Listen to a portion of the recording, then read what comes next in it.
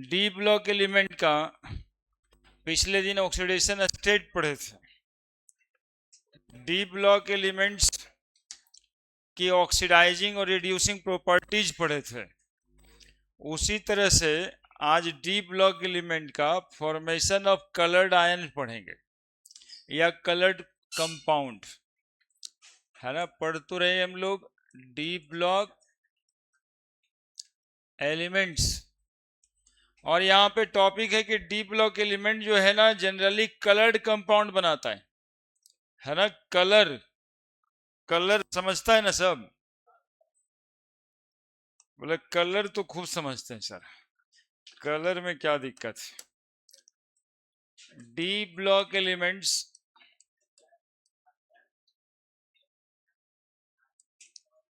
Form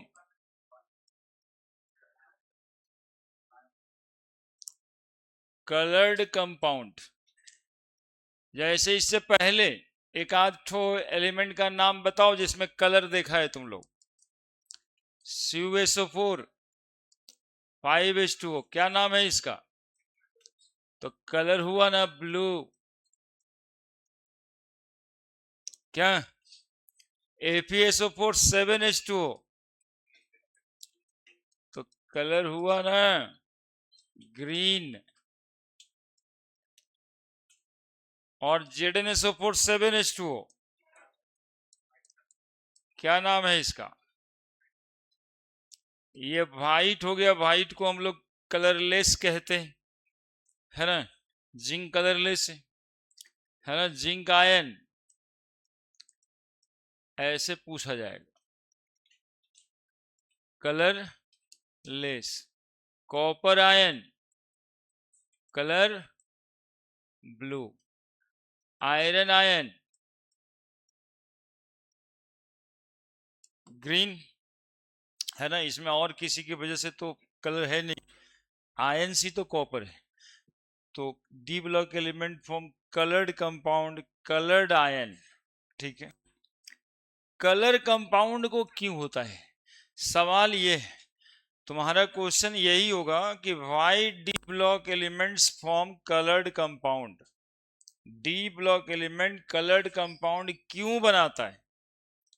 तो D block element coloured compound क्यों बनाता है भाई, क्या ही कहेंगे। किसी के पास है कारण क्या? कलर कहां से आ जाता है, यानी कंपाउंड को कलर क्यों आएगा, सवाल मेरा ये है ना। कंपाउंड को कलर क्यों?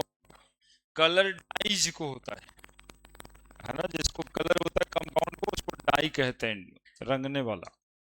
लेकिन यहाँ पे ट्रांजिशन एलिमेंट के कंपाउंड को कलर है, तो इसका कोई प्रॉपर कारण होना चाहिए। थोड़ा याद कीजिए 11th का क्लास एटॉमिक स्ट्रक्चर, यहाँ पे पढ़ना था कि एक इलेक्ट्रॉन को जब हम एक्साइट करते हैं तो लोअर ऑर्बिट से हायर ऑर्बिट में जंप कर जाता है। पढ़े थे क्या, याद है? जब एक इलेक्ट्रॉन को लोअर ऑर्बिट से हम लोग कोई किसी इलेक्ट्रोमैग्नेटिक एनर्जी देते हैं, इलेक्ट्रोमैग्नेटिक वेव से, तो ये वाला इलेक्ट्रॉन एक्साइट होकर करके हायर पॉसिबल ऑर्बिट में जंप कर जाता है। पढ़े थे, बोर थ्योरी में था कि when an electron move in lower orbit it radiated through certain amount of energy, it jump into next higher orbit, ठीक है। कलर कहां होता है? VIBG/OR, याद आता है कुछ? 4000 एंगस्ट्रम से अप्रोक्स 8000 एंगस्ट्रम, अप्रोक्स में ऐसे 3800 से 7800 एंगस्ट्रम के होता है। तो वेवलेंथ में ना कलर है जी। कलर कहाँ है? Wavelength. When this electron return to the initial level, जब ये इलेक्ट्रॉन नीचे ऑर्बिट में कूदता है तो ये सर्टेन वेवलेंथ ऑफ रेज को क्या करता है? इमिट करता है। तो जो इमिट करेगा कुछ ना कुछ वेवलेंथ का रेज होगा, कोई ना कोई वेवलेंथ का रेज होगा, जिस वेवलेंथ का रेज होगा वही कंपाउंड का कलर होगा, वही कंपाउंड का कलर होगा। ऐसे ही कलर आएगा कंपाउंड में, बोला जाए कि क्यों आता है डी ब्लॉक एलिमेंट को कलर, तो इसका स्पेसिफिक रीजन है due to d d transition of electron बोलते हैं। क्या बोलते हैं? डी ब्लॉक समझ ही रहे, डी ऑर्बिटल समझ ही रहे, ट्रांजिशन एलिमेंट्स में डी ऑर्बिटल वैकेंट होता ही है, मतलब खाली होता है, इनकम्प्लीटली फिल्ड होता है, और उस ऑर्बिटल में इलेक्ट्रॉन का ट्रांजिशन होता है, और उसी के कॉम्प्लीमेंट्री कंपाउंड में कलर आता है। जिसका डी ऑर्बिटल भरा रहता है या बिल्कुल एकदम से खाली, वो कंपाउंड कलरलेस होता है। ये सबसे ज्यादा इंपॉर्टेंट था। जैसे यहां जिंक में तुम लोग देखा है D10 है, जिंक में क्या है? D10 कॉन्फ़िगरेशन है, याद आ रहा है? D10 बोल रहे हैं तो 4s2 3D10, तो यदि इसका फुलफिल्ड ऑर्बिटल है तो कलरलेस। स्कैंडियम 3+ में डी में इलेक्ट्रॉन ही नहीं है, स्कैंडियम 3+ में, तो कैसा होगा वो कंपाउंड? कलरलेस। तो बाकी जितने के कलर होंगे ना, कुछ दिमाग में रखना है कि कलर होता है, रटना फटना नहीं है। ऑप्शंस में जो आता है ज्यादातर यही पूछा जाता है कि कौन से कंपाउंड कलरलेस हैं। तो हम लोग को ये पता लगाना है कि डी ऑर्बिटल किसका भरा हुआ है या बिल्कुल एकदम से खाली है। जैसे स्कैंडियम 3+ का खाली है, कलरलेस होगा। जिंक 2+ कलरलेस होगा। Cu+ कलरलेस होगा, Cu+ है ना। इलेक्ट्रॉनिक कन्फिगरेशन हर कदम पे काम आएगा, है ना, इलेक्ट्रॉनिक कन्फिगरेशन ही काम आएगा। देखिए ये प्लस, ये प्लस, एक इलेक्ट्रॉन चला गया तो 3D10 ही ना बचा, क्या बोलो? 3D10 बचा, कलरलेस होगा। क्या यहां पर देखो 2 और 1 तीनों इलेक्ट्रॉन यदि निकल जाएगा, 3+ कर दें कैसा? कलरलेस। 4+ कर दें कैसा होगा? V2O5 का कलर पूछ रहा है, कैसा है? कारण वैनेडियम पे +5, तो +5 कहां से इलेक्ट्रॉन निकला? ये 2 गो, 3 गो निकल गया, तो V2O5 का कलर क्या कहेंगे? समझ में आ रही है बात? यही मेन थीम होता है। लोग येलो ऑरेंज रटते रहते हैं, बेकार है ना। बीच ऑफ द फॉलोइंग कलर्ड पूछे, ऑप्शन है। कलरलेस पूछे, ऑप्शन है। और एक आधो को यही ब्लू ग्रीन, ठीक है, ज्यादा से मतलब नहीं है। कलर कितना कंपाउंड का याद रखा जाएगा, तो उसको इतना सेपरेट कर दी कि कलरलेस का कारण क्या है। अब सुनिए यहां पे क्या लिखाएगा, ये हर कंपाउंड में कलर का कारण यही होता है, लेकिन डी ऑर्बिटल में थोड़ा विशेष है। बिहार बोर्ड के एग्जामिनेशन में हर 2 साल में 1 साल आ जाता है, और कभी कभी 5 साल में एक बार सीबीएसई बोर्ड वाले को भी आता है। इसका एक प्रॉपर कारण है। यदि ये पूछा जाए ना कि डी ब्लॉक एलिमेंट के कलर क्यों होते हैं, तो कारण है, कंपाउंड के कलर जनरली कहां से आएगा उसका कारण हम बता दिए। हम क्या बताए अभी? किसी भी कंपाउंड का कलर क्यों आएगा, क्या बताए? बोलो ना जी, बोलो। इलेक्ट्रॉन के ट्रांजिशन होने से, lower orbit to higher orbit. अब देखो डी ब्लॉक एलिमेंट के क्या होते हैं? डी में कितना ऑर्बिटल? 5। डी में 5 ऑर्बिटल, 10 इलेक्ट्रॉन रहता है, 5 ऑर्बिटल होता है। ये एक एनर्जी पे टूट जाता है 2 सेट ऑफ ऑर्बिटल में। एक 3 सेट का ऑर्बिटल बन जाता है, और एक 2 सेट का ऑर्बिटल बन जाता है। यानी 5 ऑर्बिटल है ना, ये dxy dyz dzx, याद है जी तुम लोग को? भारी नहीं लगना चाहिए, लेकिन लगेगा तो हम क्या करेंगे, कुछ करेंगे? जो होता है वही होगा।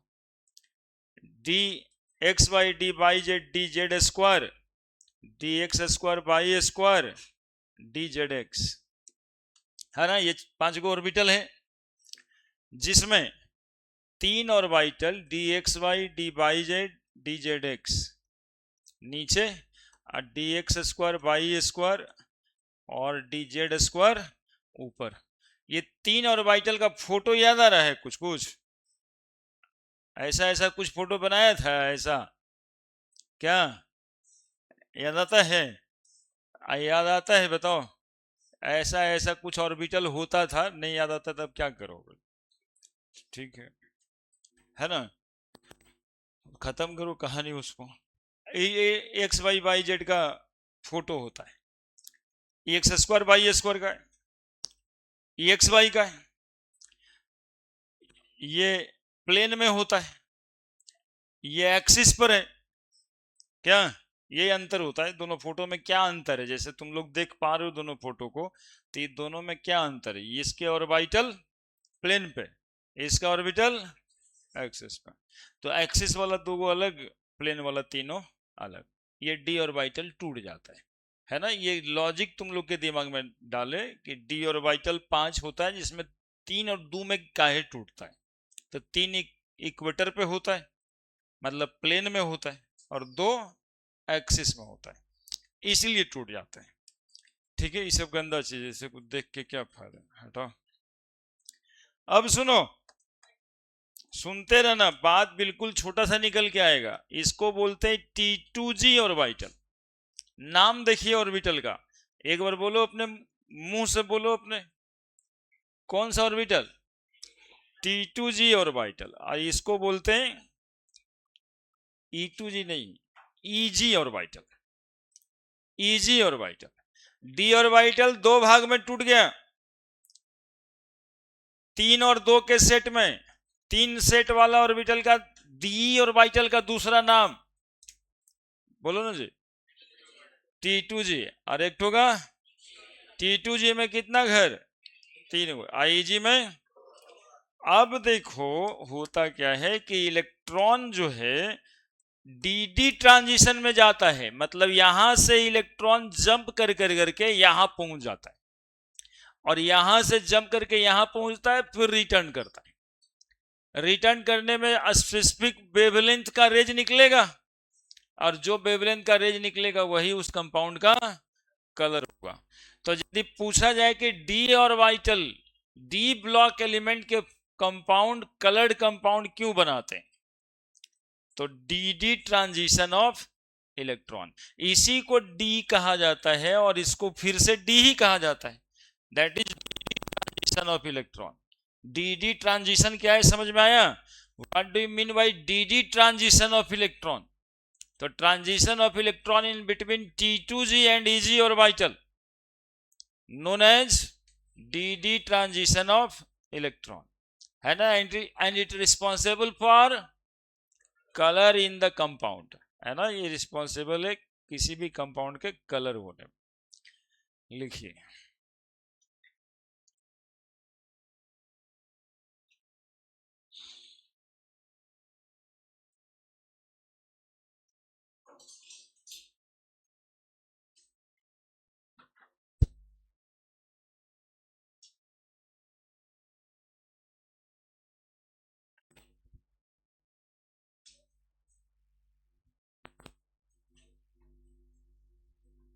फोटो बनाई जल्दी से, जो लेट आए जल्दी से, इना केरा छोड़ देते हैं। आजकल लोग ऐसे ही होता है कि अच्छा लेट आ गए तो क्या करते हैं कि इसको छोड़ देते हैं, अगले बार जो सर पढ़ाएंगे वहां से शुरू करेंगे।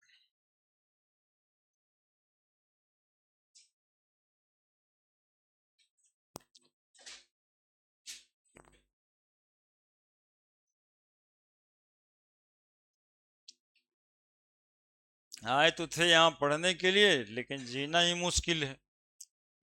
रात में 4 बजे सुतवे किए, 3 बजे, है ना। तो सुबह में उठने में दिक्कत तो होगा ही।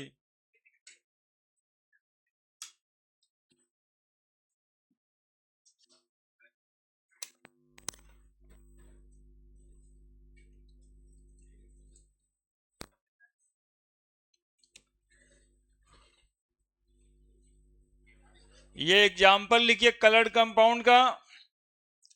ये कलर्ड आयन हो गया, ये कंपाउंड कलर है, ये कलर आयन है। हाँ, D block element colour compound बनाता है या कलर आयन बनाता है, कोई समस्या नहीं है, आप उसको अब लिख सकते हैं एक लाइन में रीजन, एक लाइन का reason, d transition of electron, D transition, खाली ट्रांजिशन ऑफ इलेक्ट्रॉन नहीं बोलना है, डी ट्रांजिशन ऑफ इलेक्ट्रॉन, है ना। डी ट्रांजिशन किसको बोलते हैं भाई? तो T2G से EG, T2G से EG। T2G क्या है? बोले सर T2G डी ऑर्बिटल के ही एक टुकड़ा को कहते हैं T2G।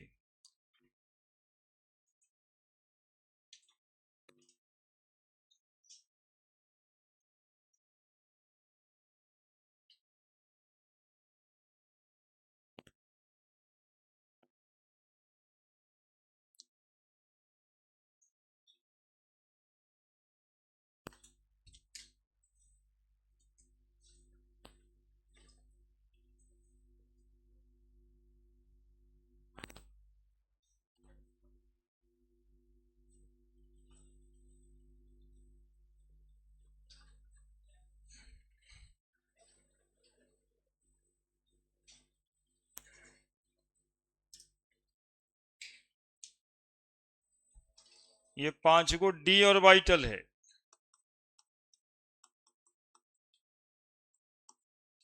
ये 3 को प्लेन पे होता है और ये 2 को एक्सिस पर होता है।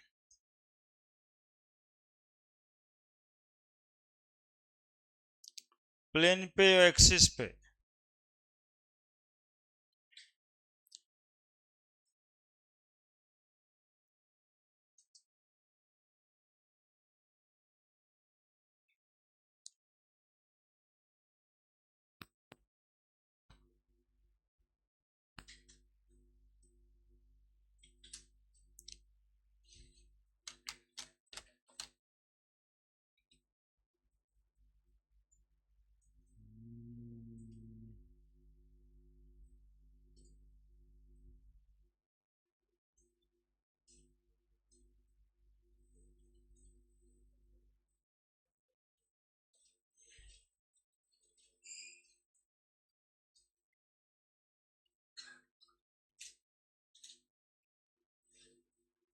कहां कहां पे?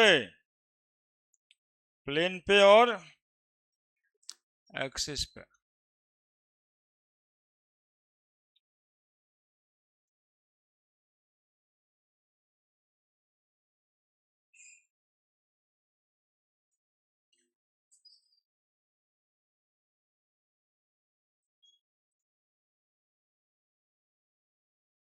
प्लेन पे और फोटो बन गया होगा।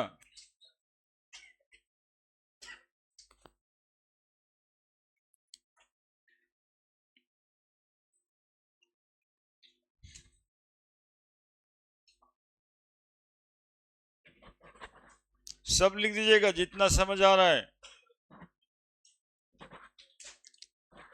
प्लेन एक्सिस नहीं समझ में आ रहा होगा, थोड़ा एटॉमिक स्ट्रक्चर खोल के देखिएगा। डी ऑर्बिटल 5 को फोटो एनसीईआरटी में ही बना हुआ है, बहुत दूर जाने की जरूरत कहाँ है।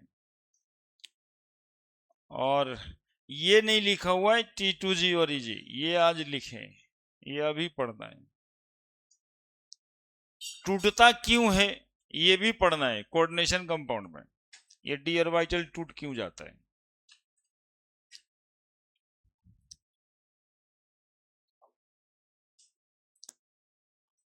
बड़े लिखना भी होगा। अरे यहाँ पे बहुत ध्यान से, ब्रिलियंट गेस पेपर में 1 पेज लिखा हुआ है, देखबे किया होगा वो गेस पेपर कितना चौड़ा और लंबा रहता है। आई 1 पेज में लिख दिया है, आई 1 पेज में भी आंसर उसमें कहीं लिखा हुआ ना है। ऐसे ही कुछ कुछ लिखल है। मतलब डी ऑर्बिटल में इलेक्ट्रॉन इलेक्ट्रॉन ट्रांजिशन होता है, ये सब वो सब कुछ होता है। T2G EG नाम तक नहीं। सीबीएसई बोर्ड वाले को तो इतने ही पर नंबर मिलना है। DG ट्रांजिशन लिखा रहे, T2G EG लिखा रहे, बाकी कहानी क्या लिखे उससे ना मतलब है।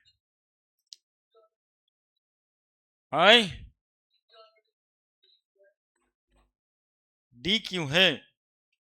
ये दोनों डी ऑर्बिटल ही है, इसीलिए डी लिख दिए। ये भी डी ऑर्बिटल कहलाता है, ये भी डी ऑर्बिटल है ना। डी ऑर्बिटल का दो भाग है, T2G और EG। कोई नया ऑर्बिटल नहीं है, वो डी ऑर्बिटल के ही दो पार्ट। तो D block element, D block elements form colored compound या colored ion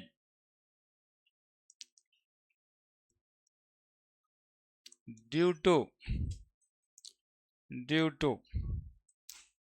d transition of electron, d transition of electron. Actually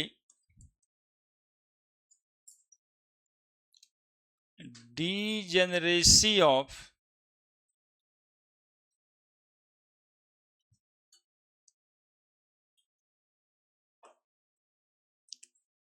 d orbital is degenerate। देखो क्या लिख दिए यार, ये तो सेंट फॉर सेंट हो गया। Degeneracy of d orbital is degenerate। Degeneracy of d orbital is degenerate, resulting formation of two set of orbital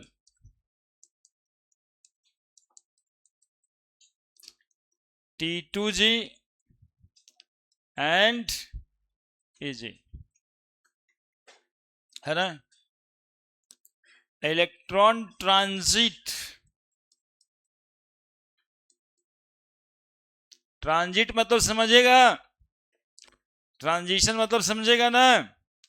क्या इलेक्ट्रॉन नीचे से ऊपर जम करके गया और ऊपर से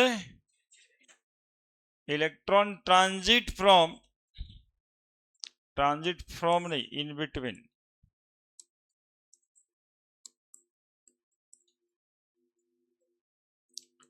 T2G EG orbital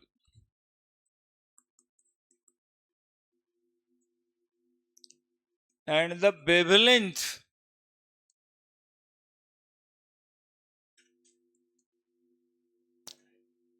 in the form of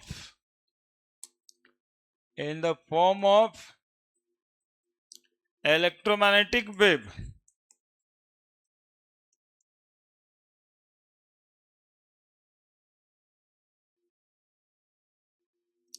radiated,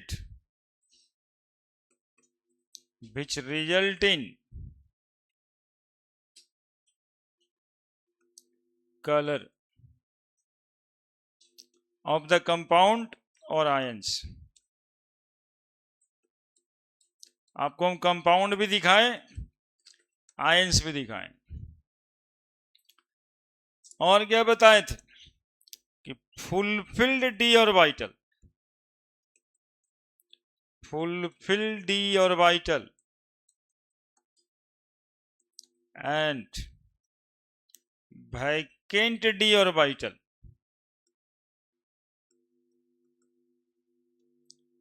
having d block elements,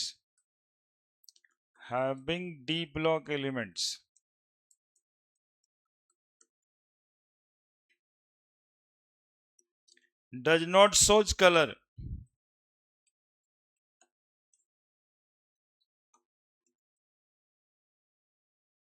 that is colourless.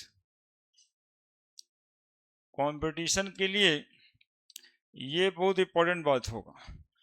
Colourless जो होता है, कलर तो डी ब्लॉक को होता है, तो कलर का कारण मात्र एक लाइन, ये d transition of electron, otherwise two set of electron transit in between T2G, EG और वाइटल, है ना। बाकी बात आपको जैसे लिखना है आप लिखोगे, है ना। ये दोनों छूटेगा तो नंबर नहीं देगा।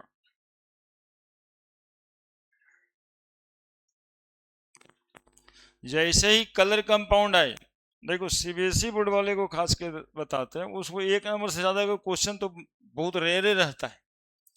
5 नंबर वाला में भी ABCD करके 3 को देता है कम से कम। इधर तो इनऑर्गेनिक वाला में तो देखते 5 को ही रहता है, ABCDE, और में रहता है जिसमें 2 क्वेश्चन रहता है।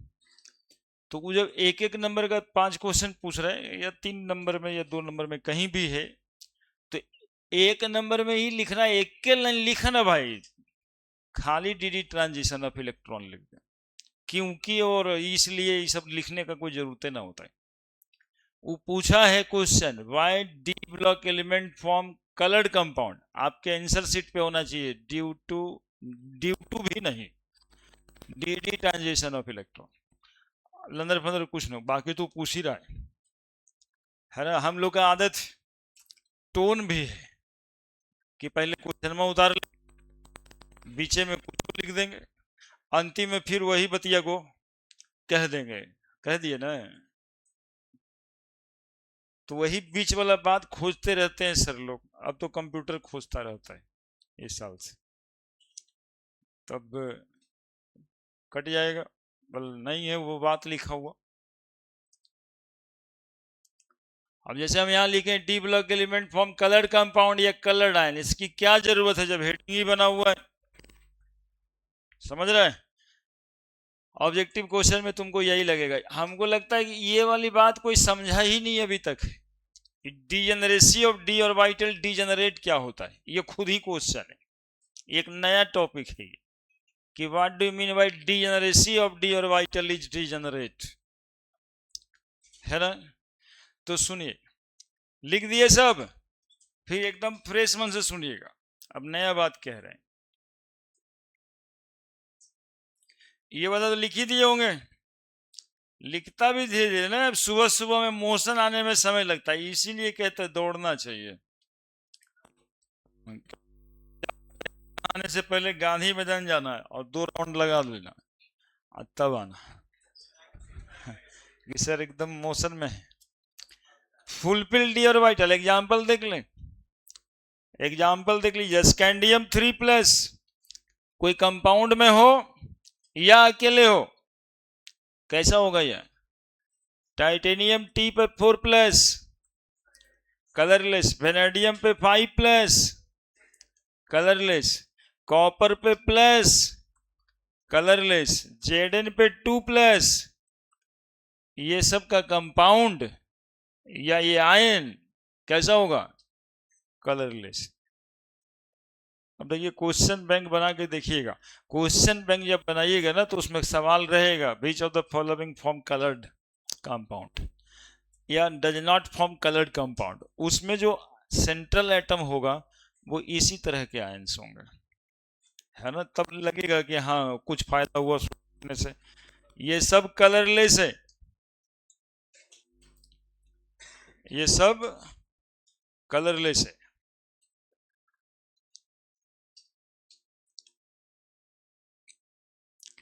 बाकी 1-2 ठो का कलर बताएं।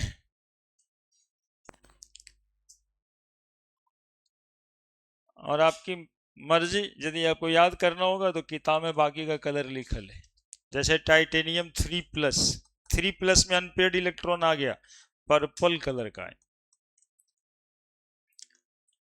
तो ये अलग मैटर। Cu2+, अभी तो लिखवे किए थे, कौन सा कलर का, ब्लू कलर का। समझ रहे हैं हम क्या बोलना चाह रहे हैं। तो इस तरह से हर आयन के कलर होंगे, क्यों होंगे, डीजी ट्रांजिशन की वजह से होंगे। वो सबका कलर नहीं होगा। क्यों नहीं होगा?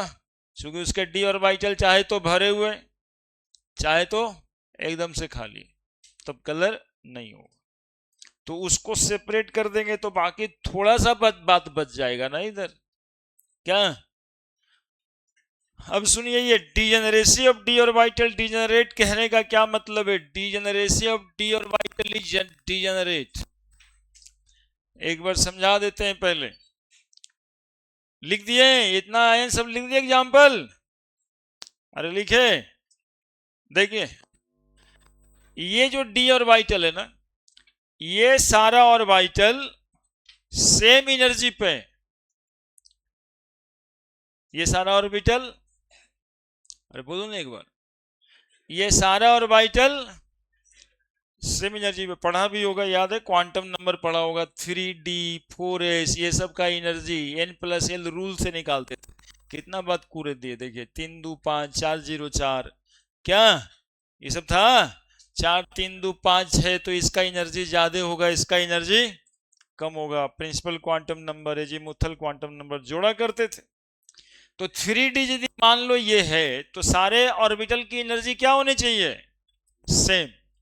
तो डीजेनरेट ऑर्बिटल कहते हैं वैसे ऑर्बिटल को that orbital is present on the same energy.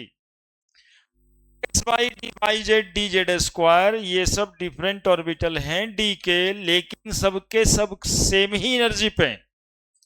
That orbital is known as degenerate orbital. तो degeneracy of degenerate orbital, degeneracy of d orbital is degenerate लिखा हुआ था। तो ये जो डीजेनरेसी है, यानी कि सेम एनर्जी पे जो कंसेप्ट है, वो तो बर्बाद हो गया यहाँ पे टूट जाने के बाद। ये तो अलग अलग एनर्जी पे आ गया, 3 और 2। That is a meaning of degenerate. वो जो इक्वल एनर्जी का कॉन्सेप्ट था वो यहाँ पे खत्म हो जाता है। वो डी ऑर्बिटल अब इक्वल एनर्जी पे नहीं है। इसीलिए देखना 3 गो को नीचे बनाए, 2 ठो को ऊपर बनाए। इसके पीछे कारण था, सुंदर लगने के लिए नहीं था। इसमें यह बताया गया है कि जितने एनर्जी पे डी ऑर्बिटल होंगे, उससे ये 3 ऑर्बिटल की एनर्जी कम और उस 2 ऑर्बिटल की एनर्जी ज्यादा। नहीं देखो ना जी, यहां से यहां तो बंटवारा कर दिए, अब यहां से ज्यादा उसका और कम है इसका, है ना। That is the meaning degeneracy of degenerate, D orbital is degenerate. 3 orbital come energy पे आ गया और 2 ऑर्बिटल उससे ज्यादा एनर्जी पे आ गया। तो डीजेनरेट ऑर्बिटल किसको बोलते हैं? डीजेनरेट ऑर्बिटल किसको बोलते हैं? Degenerate orbital, degenerate orbital, orbital किसको बोलते हैं पता है ना? हाँ, ये तो वही बात हो गया कि फिजिक्स में मोशन पढ़ा दिए, पूछ रहे व्हाट इज डिस्प्लेसमेंट। अरे ऑर्बिटल पता है ना? SPDF को सबसेल कहते हैं, और P में जब PX PY PZ होता है तो इसको क्या कहते हैं? ऑर्बिटल। इसी तरह से D में कितना होता है? 5, DXY DYZ DZ square DX square Y square और DZX, ये 5 ऑर्बिटल होता है डी में, है ना। F में तो जानना नहीं है, 7 ऑर्बिटल वैसे होता है, और S में सबसेल भी वही, ऑर्बिटल भी वही। तो यही 3 और यही 5 न जानना है एक्स्ट्रा ऑर्बिटल के नाम पे। अब P ऑर्बिटल में PX PY PZ को कैसा ऑर्बिटल बोलेंगे आज से? Degenerate orbital. क्यों degenerate orbital?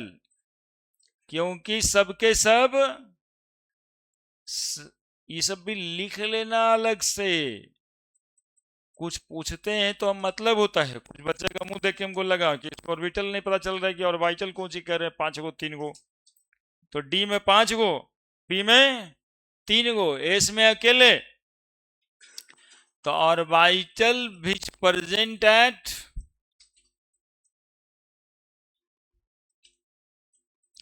Same energy level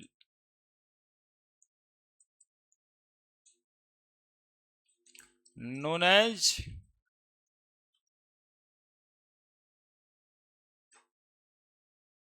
देखो, जो पहले से भी कुछ नहीं जान रहा था, मतलब एटॉमिक स्ट्रक्चर सर नहीं पढ़े थे हम, तो नहीं पढ़े थे तो अब क्या कीजिएगा, नहीं पढ़िए, उसी का बेसिक्स बता रहे हैं आज के आज पढ़ लीजिए।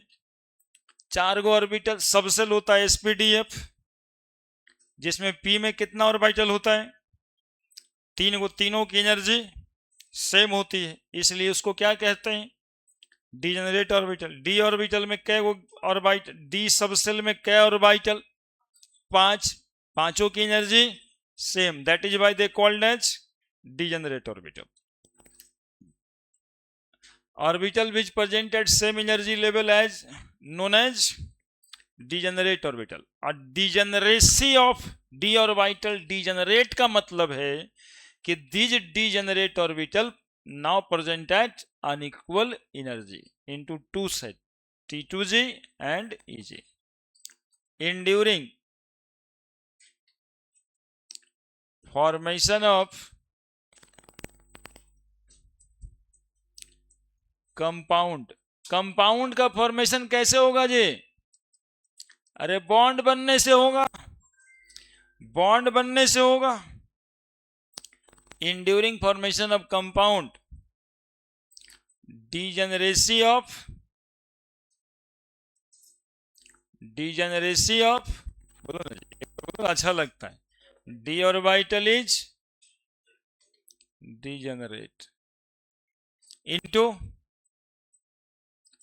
To set, one set is T2g orbital and other set of orbital is Eg orbital। कितना बढ़िया नाम है जी, T2g, T2g। बात खत्म, बात खत्म। देखिए 1 घंटा मतलब 45 मिनट तो चल ही जाता है, एक फॉर्मेशन ऑफ कलर कंपाउंड।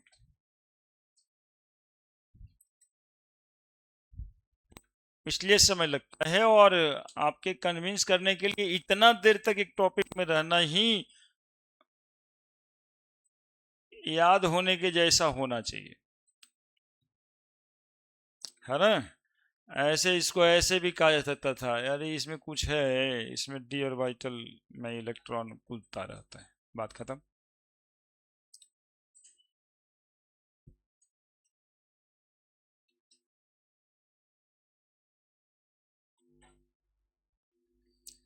उस क्वेश्चन के आंसर में ये सब कुछ ना लिखना है ना।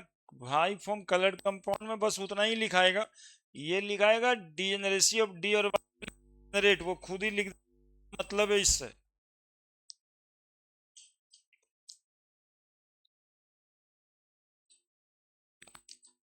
इस दो बार टूटता है, एक कलर्ड कंपाउंड बना रहा है तब टूट गया, एक कोऑर्डिनेशन कंपाउंड बनाता है तब भी टूट जाता है डी ऑर्बिटल, T2g और Eg। इसके लिए एक स्पेशल थ्योरी बना है, that is called crystal field theory. Coordination compound में पढ़ना है, वहां पे कारण पता चलता है कि व्हाई दे स्प्लिट, है ना। ये क्रिस्टल फील्ड थ्योरी कहता है उसको।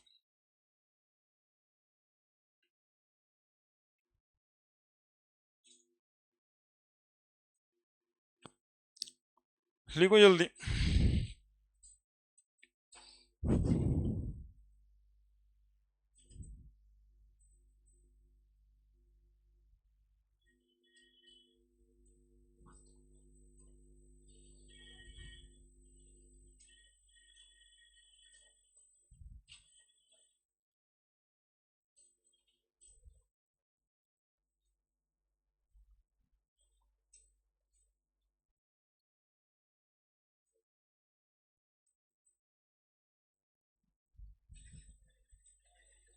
हो गया? हो गया जी? नहीं सर।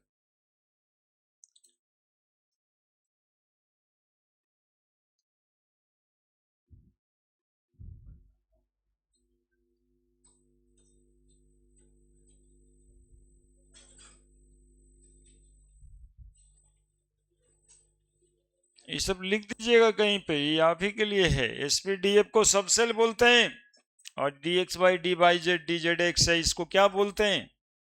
ऑर्बिटल। डी सब सेल में कितना ऑर्बिटल? 5। पी में 3। और ये पांचों की एनर्जी, इसलिए क्या कहा जाता है? लेकिन कलर कंपाउंड बनाए तब ये 5 2 सेट में टूट जाता है। 3 गो इससे कम एनर्जी पे, 2 गो इससे ज्यादा एनर्जी पे। इसी बात को कहा जाता है degeneracy of d orbital is degenerate. Next समझिएगा, यहां से जो थोड़ा आगे पीछे आए हैं यहां से काम कर लीजिएगा। नेक्स्ट है फॉर्मेशन ऑफ कलर्ड कंपाउंड। अलग अलग आप लोग हेडिंग तो बना ही रहे होंगे। D block element,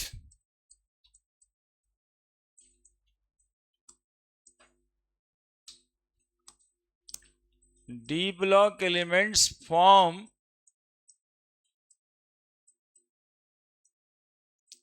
coloured compound. Coloured compound को लिख ही दिए यार। क्या बता रहे थे? Coordination compound.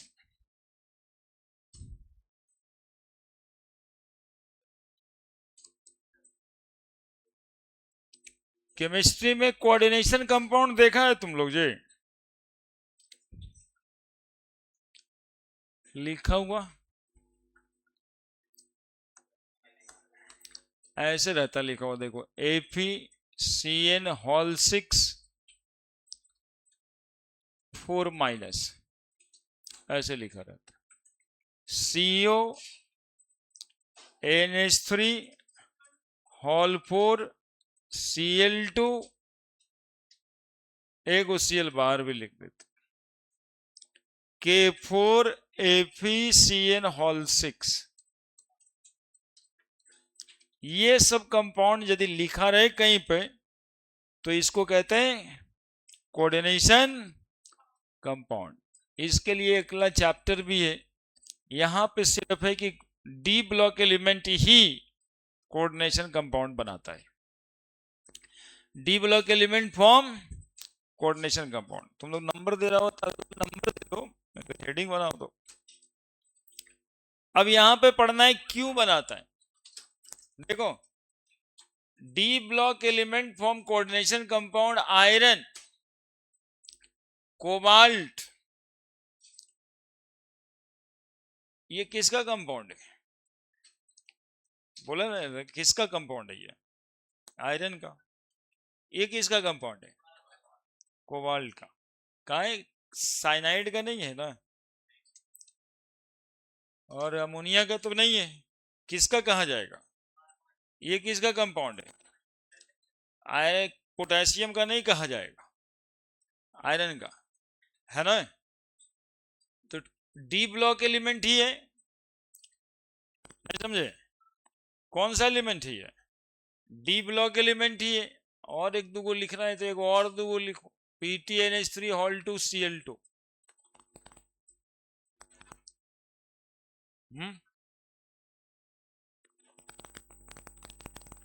Minus x plus 0 minus 2 बराबर -2 लिखेंगे, +2 लिखेंगे, तो -2 लिखेंगे तब 4 आ जाएगा। ठीक है,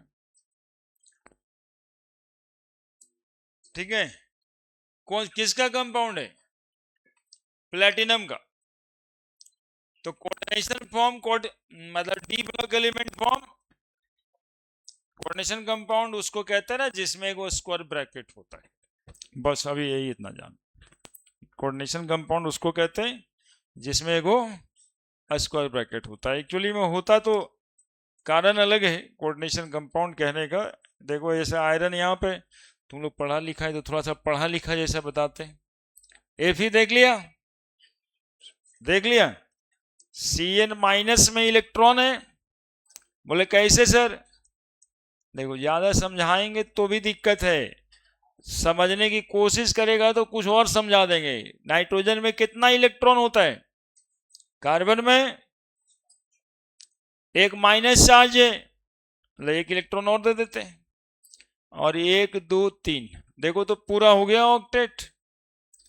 2 3 3 6 2 8, 3 3 6 2 हो गया ना Cn माइनस। तो Cn माइनस में एगो लोन पेयर दिखाई दिया।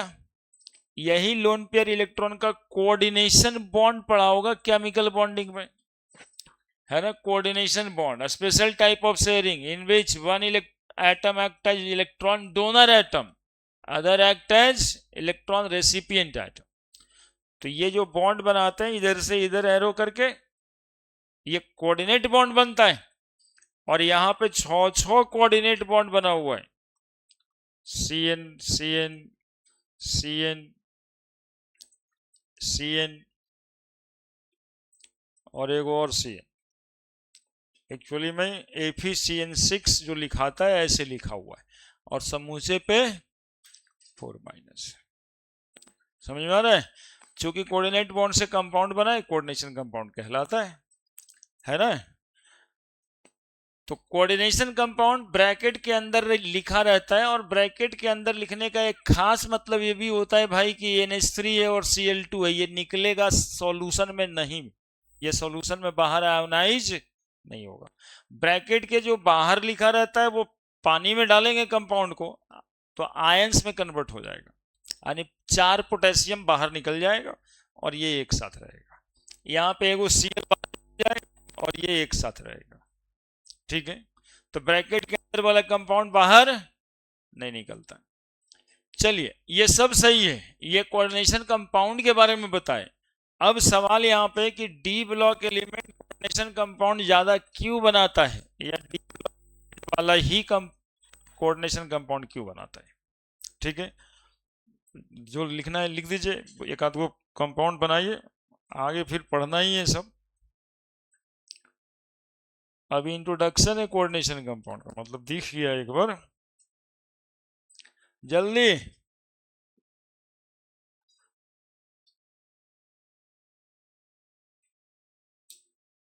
क्या गोप साहब, खेलने जाते हैं तो थक जाते हैं जी आप।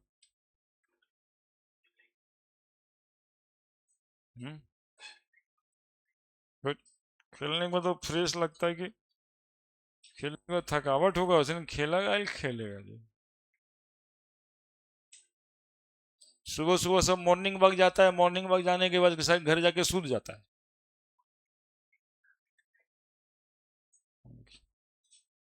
काम वैसे करना चाहिए।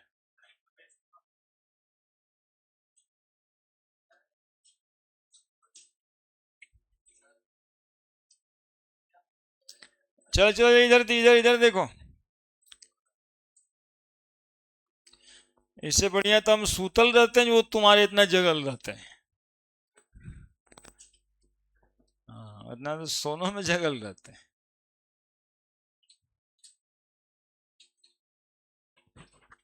D block element coordination compound क्यों बनाता है, सवाल ये। Why d block element form coordination compound? 3 कारण है।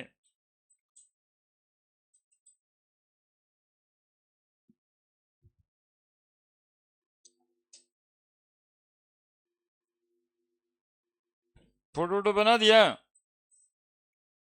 एफिशिएंट का फोटो बना दिया, ऑक्टाहेड्रल ज्योमेट्री वाला।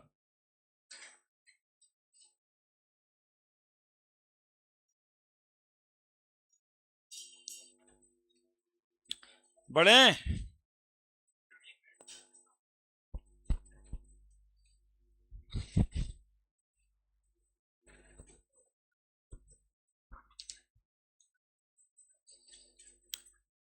बड़े अब रुकने नहीं को। वाई डी ब्लॉक एलिमेंट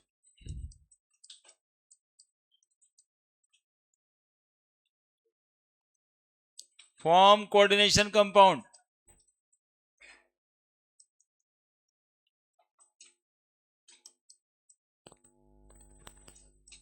क्या आंसर देंगे?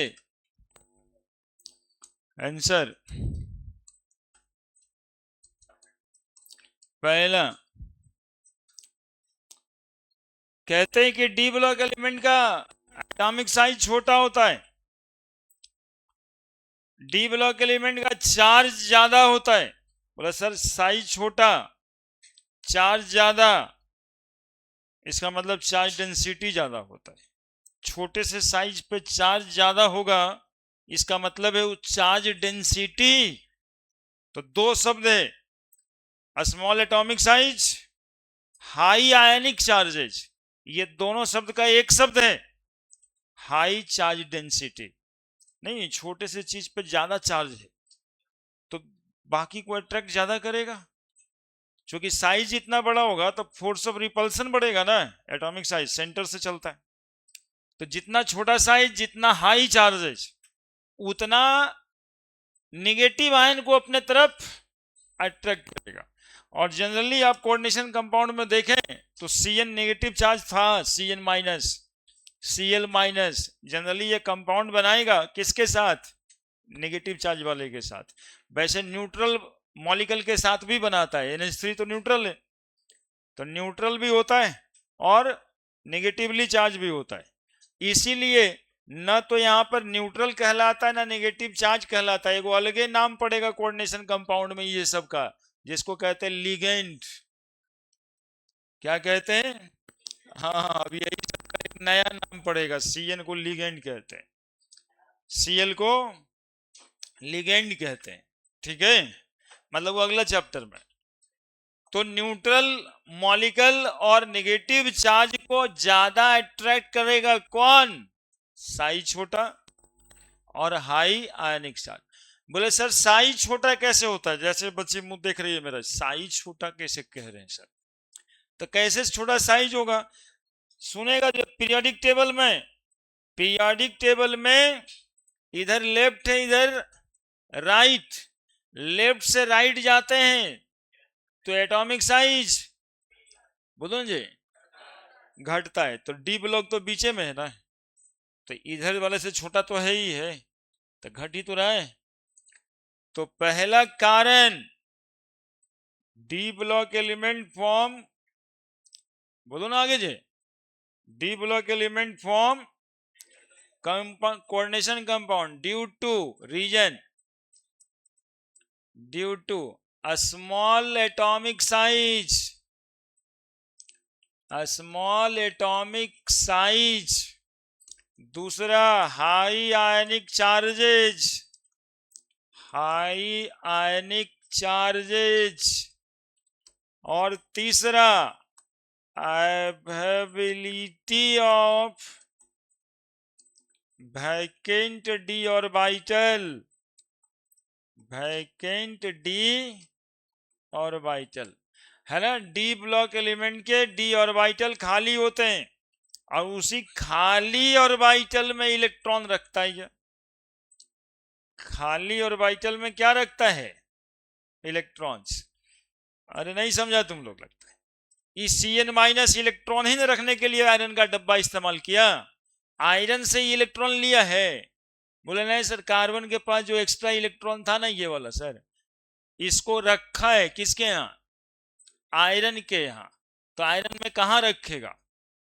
तो आयरन में जो वैकेंट डी ऑर्बिटल होगा ना, जो डी ऑर्बिटल होगा आयरन का, उसी खाली डब्बे में रखा है। जैसे तुम 4 तल्ला मकान बना लिए, अब बहुत सारे आदमी से जुड़ सकते हो। बोले कहाँ है? तब पटना में जितना आदमी हमारे गांव से दिखाने वाला आता है ना, सबके लिए कगू रूम बना दिए। तो हमेशा 10 रूम भर ले रहता ऊपर में, कोई कोई आगे रहता है। तो आयरन में वही बात है कि इसका जो डी ऑर्बिटल है वो खाली है और ये सब उसमें अपना इलेक्ट्रॉन रख लेता है। तो इलेक्ट्रॉन रखेगा तो रिश्ता बनेगा कि ना बनेगा? है ना, वो दिखाने वाला आदमी आएगा तो यदि रहेगा तो फिर रिश्ता तो बनेगा ना, तो बॉन्डिंग तुम्हारा तो होगा ना, जानेगा ना। तो बस वही बात है कि d block element form coordination compound due to, बोलो जी, small atomic size, high ionic charges. हाँ, ये दोनों कौन काम में आता है? तो बोले सर अट्रैक्ट करेगा, यही तो अट्रैक्ट करेगा, छोटा साइज है और हाई चार्ज है, इसका मतलब हाई चार्ज डेंसिटी। अब जहां एक ही ऑप्शन टिक करने वाला रहता है नीट में, जेई में, वहां पर ये दो बात नहीं लिखेगा, तीसरा लिखेगा। और यदि एक ही क्वेश्चन में ये तीनों लिखा हुआ है, मतलब स्मॉल एटॉमिक साइज भी लिखा है option A, option B high ionic charge लिखा है, ऑप्शन सी क्या लिखा है, high charge density, option D none, क्या होगा आंसर? हाई चार्ज डेंसिटी, क्योंकि इसमें दोनों ही शब्द है, तो मोर एप्रोप्रिएट जाएगा हाई चार्ज डेंसिटी। खाली स्मॉल एटॉमिक साइज के वजह से कोऑर्डिनेशन कंपाउंड नहीं बन रहा है, खाली आयनिक चार्ज से कोऑर्डिनेशन कंपाउंड नहीं बन रहा है। कोऑर्डिनेशन कंपाउंड बनने के लिए दोनों प्रॉपर्टी जरूरी है, छोटा साइज और हाई चार्ज, तो ये दोनों इसमें लाई कर रहा है, हाई चार्ज डेंसिटी, इसलिए this is a better option, है ना। ये सब भी बहुत बात होता है जो सीखने वाला होता है, ऐसे नहीं कि कॉपी दे दिया और मिला रहा है, तो देखिए सर तो लिखवे किए थे स्मॉल एटॉमिक साइज, हम तो वही टिक लगाए थे, गलती कर दिया, है ना। तो यदि ऑप्शन 3 है तो ये तीसरा ऑप्शन सही है, क्लियर। तो why d block element form coordination compound, ये बोर्ड लेवल का भी क्वेश्चन है, नीट जेई का भी क्वेश्चन है। D block element coordination compound क्यों बनाते, D block element coordination compound क्यों बनाते हैं जी, बोलो जल्दी से। पहला एटॉमिक साइज छोटा, दूसरा आयनिक चार्ज ज्यादा, तीसरा अवेबिलिटी ऑफ डी ऑर्बिटल, या फिर कह सकते हैं high charge density and availability of d orbital.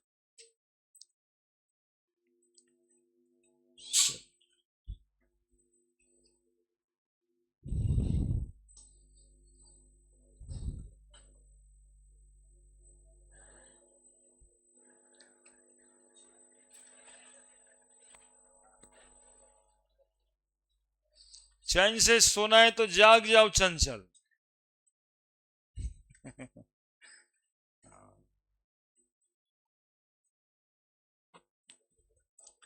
D block element, अगला properties, d block elements form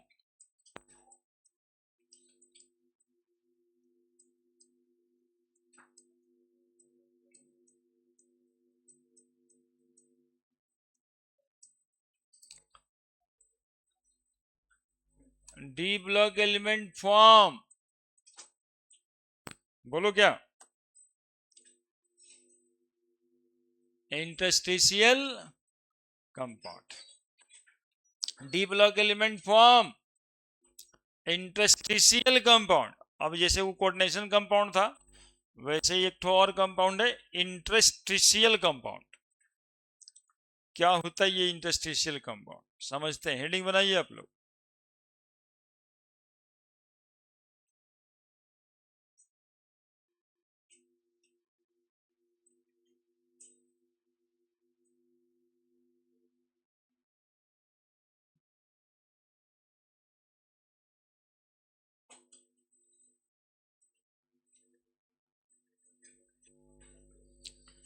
क्या बनाता है d block element, interstitial compound बनाता है।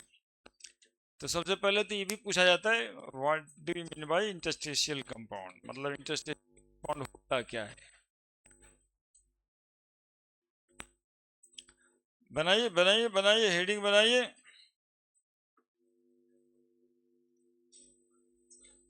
बना दिए जी, बहुत बात समझाना पड़ता है।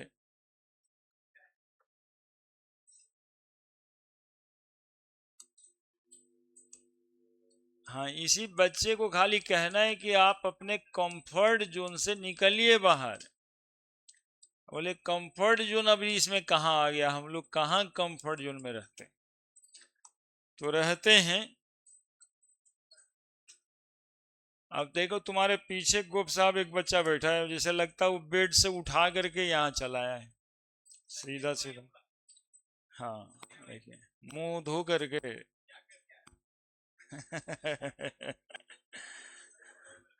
उठ के चला है। कंफर्ट जोन से बाहर निकलिए थोड़ा। सुबह में उठ करके लगे जैसे जिंदगी जी रहे हैं, ऐसे लगता होगा ढो रहे हैं। देखिए इंटरस्टिशियल कंपाउंड क्या होता है भाई? सॉलिड समझते हैं आप? सॉलिड समझते हैं? नहीं समझते। आगे अब हमारे हिसाब से समझिए सॉलिड। एक, दो, तीन, चार, क्या बनाए ये? चार एटम बनाए एक्चुअली में हम। क्या बनाए? एटम बनाए। बोले सर गोल ही क्यों बनाए? तो एटम स्फेरिकल होता है, गोल ही होता है एटम, इसीलिए गोल ही बनाएंगे। चार एटम एक प्लेन पे है, उसके पीछे चार गो एटम बना दिए।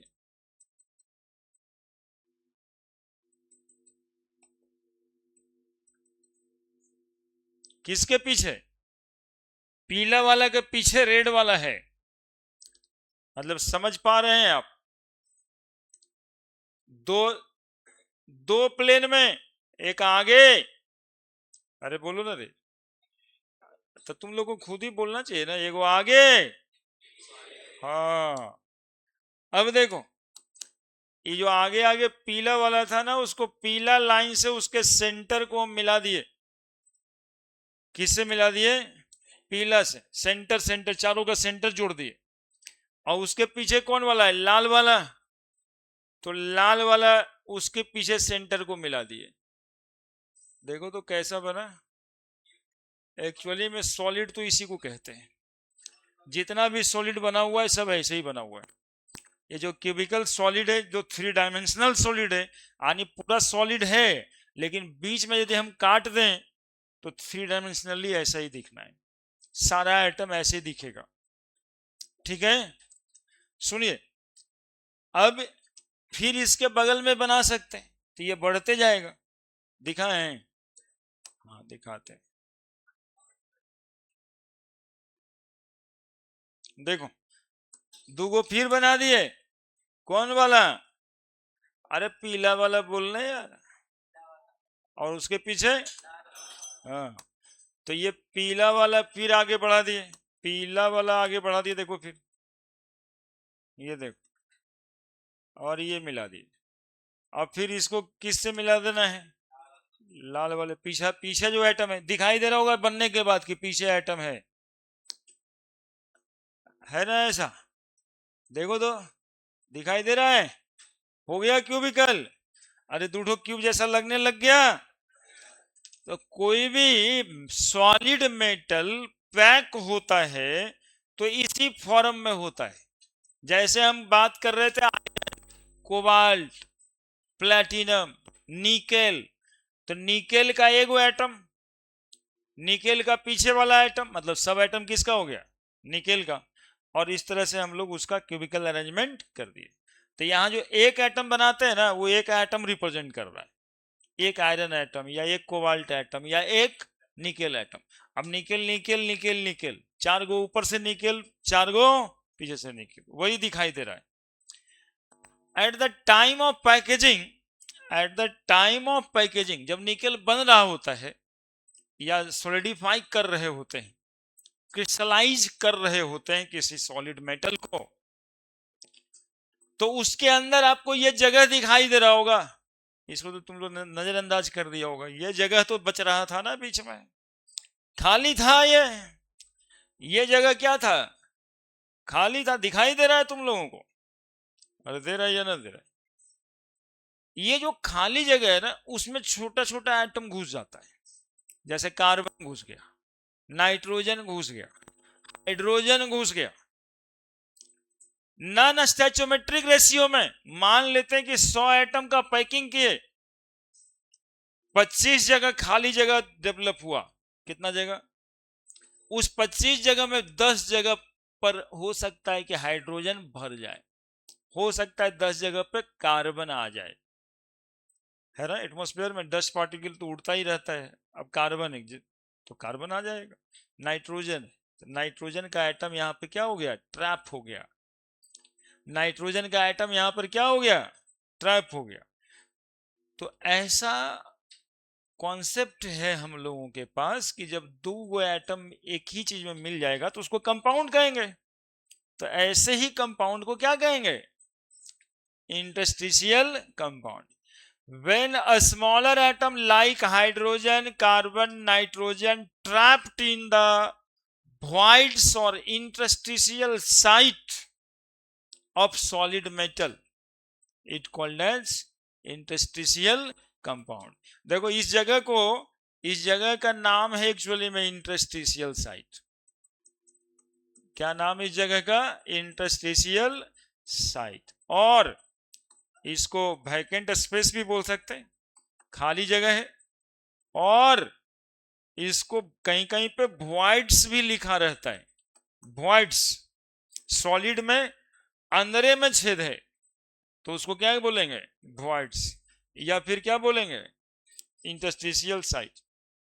इंटरस्टिशियल साइट में यदि कोई एटम आ गया, कहां आ गया एटम? कहां आ गया एटम? इंटरस्टिशियल साइट में। तो जो कंपाउंड बनेगा वो इंटरस्टिशियल कंपाउंड बनेगा। इसका कोई स्टैचोमेट्री नहीं होता है। जैसे एपी 0.960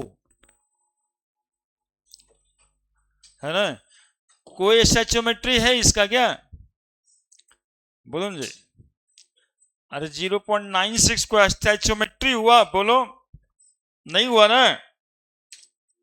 हुआ स्टैचोमेट्री। VH 0.56 कुछ लिख देना, 6677 कुछ लिख देना।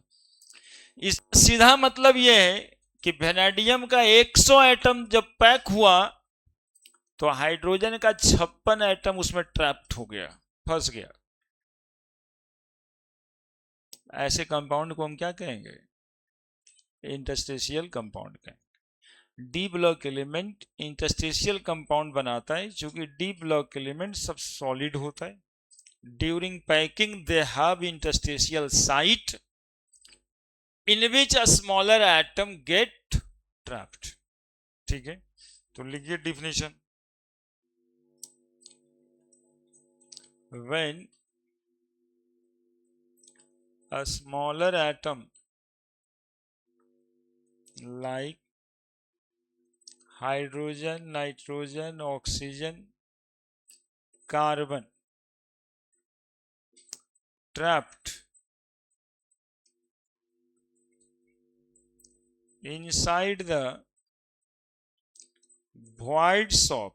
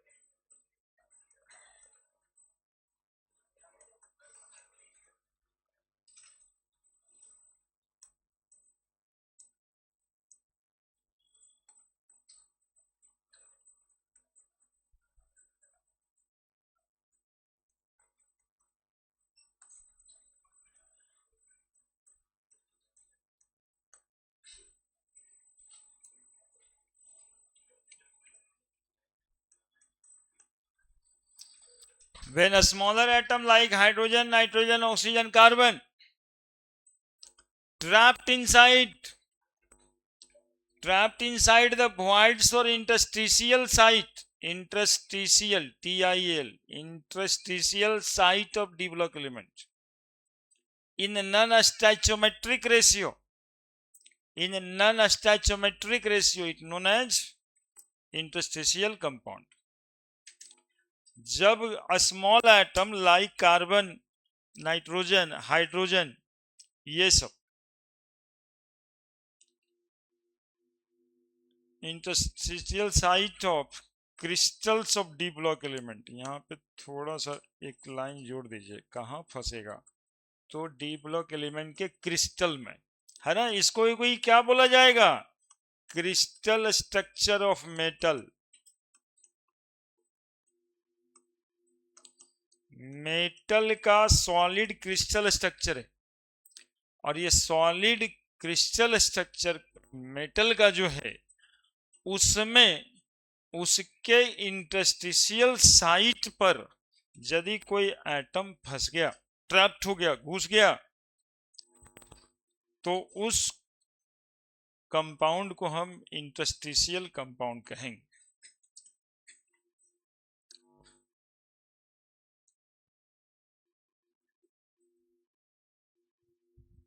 फोटो तो बनाया नहीं, इंटरस्टिशियल साइट बाद में पता चलेगा, उसी के लिए ना वो खाए, छोटा है।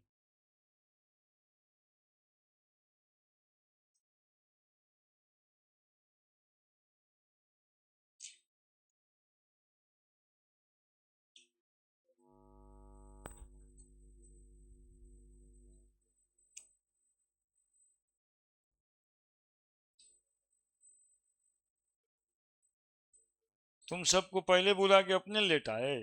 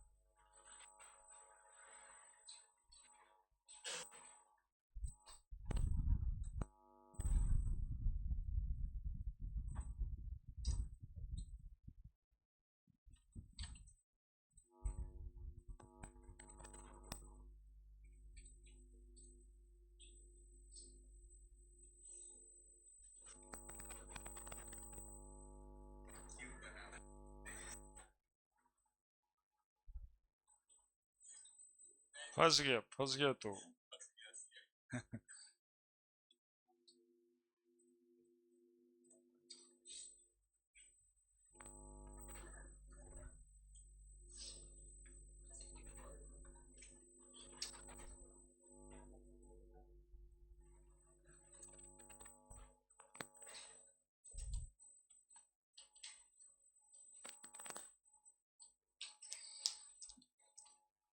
एक और फंसने वाला एलिमेंट है बोरोन, जोड़ लेना, बोरोन भी फंसता है। हाँ, बोरोन जब फंस जाता है किसी इंटरस्टिशियल साइट पे तो उस कंपाउंड को बोराइड कहते हैं, और वो काफी हार्ड होता है, लिखते हैं। देखो कई कोई लोग लिख लिए हैं, सॉलिड क्रिस्टल मेटल जब पैक हो रहा होता है तो वॉइड्स हो जाते हैं, या कोई इंटरस्टिशियल साइट होता है।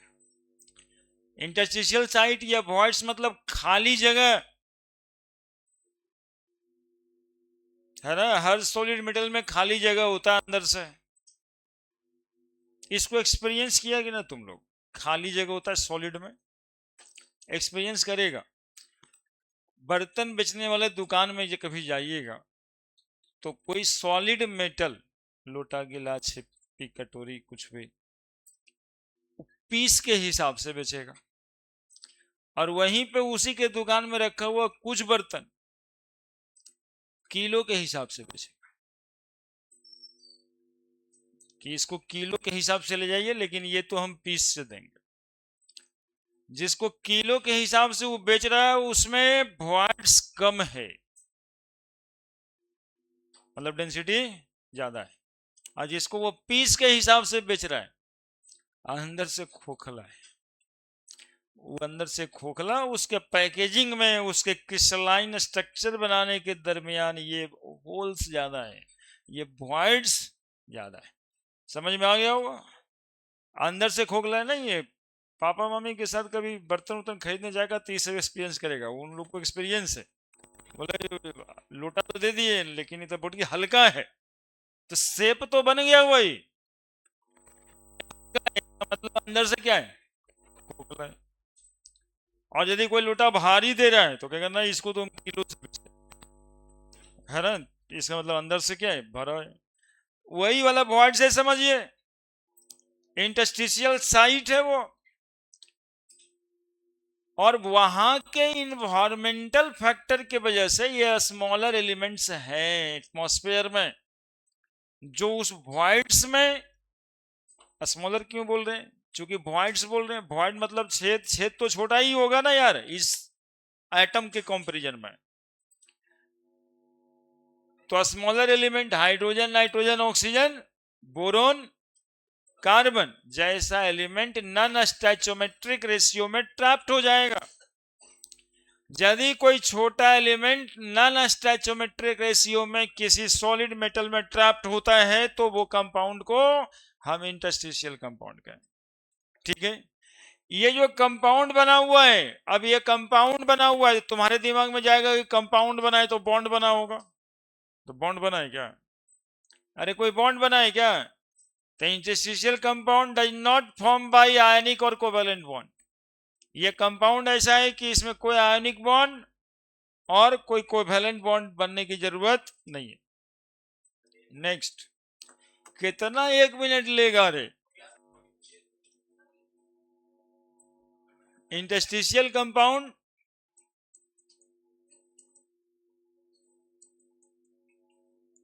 है तो कहने के लिए compound, interstitial compound not has ionic और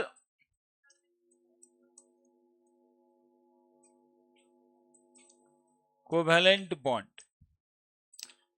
है ना, तो इसमें आयनिक और कोवेलेंट कैरेक्टर नहीं होगा।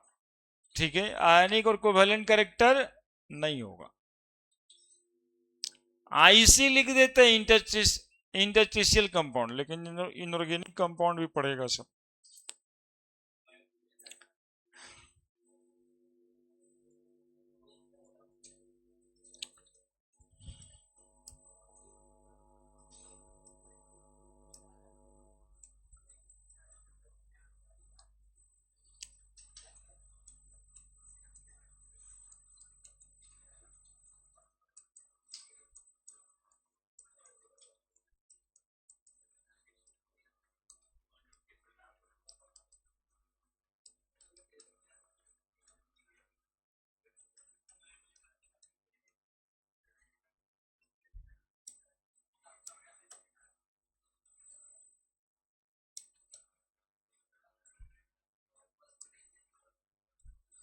Characteristic property of interstitial compound,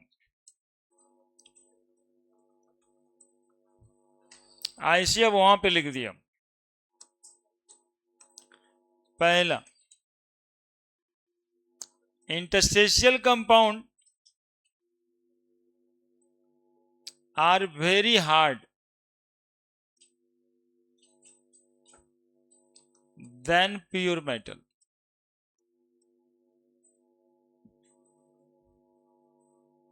some borides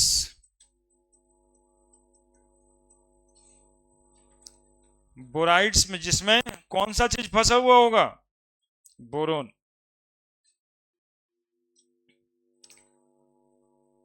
some borides are hard as diamond. Diamond के बारे में सुना होगा सब, बहुत ज्यादा हार्डेस्ट होता है, तो कुछ बोराइड भी है ना वेरी हार्ड होगा। फॉर्मूला की चिंता नहीं करना इसमें, निकेल बोराइड कुछ और लिख दो, निकल 78B, 78 एटम पे 100 को बोरॉन फंसा हुआ, कुछ और लिख दो, है ना। हम क्या कह रहे हैं, समझ रहे हैं, चूंकि नॉन स्टैचोमेट्रिक रेशियो होना है, तो नॉन स्टैचोमेट्रिक रेशियो में क्या ही करना है, कोई जब रेशियो है ही नहीं तो जो तुम बनाया वही रेशियो। 100 निकल एटम पैक हुआ, 78 को कौन सा चीज मर गया, बोरोन, 78 जगह पे बोरोन आ गया। ठीक है, समझ रहे, 3 डायमेंशनली। हाँ, लिखने में एग्जाम्पल परहेज नहीं करना, चूंकि क्या लिखा गया ऊपर, नॉन स्टैचोमेट्रिक रेशियो। तो जब स्टैचोमेट्री है ही नहीं तो हमारी मर्जी, कुछ लिख दें, सब सही होगा। Interstitial compounds has very high melting and boiling point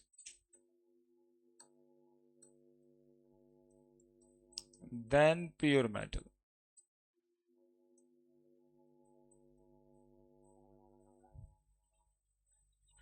लिखिए,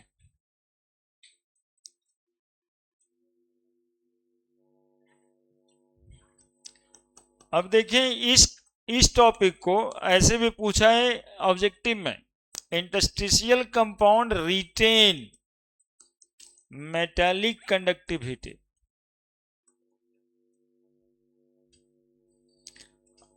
अब ये मेटल कंडक्टर होता है, तो क्या इंटरस्टिशियल कंपाउंड भी कंडक्टर होगा?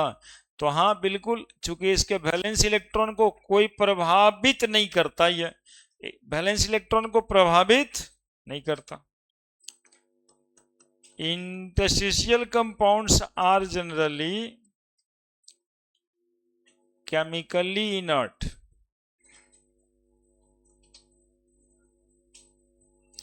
इतना न ज्यादा बॉइलिंग पॉइंट हो गया है और मेल्टिंग पॉइंट हो गया कि ये केमिकली इनर्ट हो गया।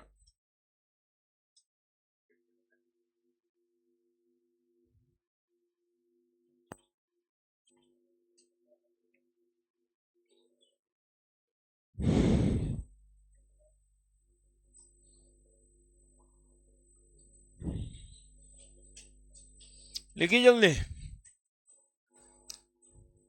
सबसे ज्यादा इंपॉर्टेंट हम इसी को माने, मेटालिक कंडक्टिविटी, क्योंकि ये पूछता है ज्यादातर।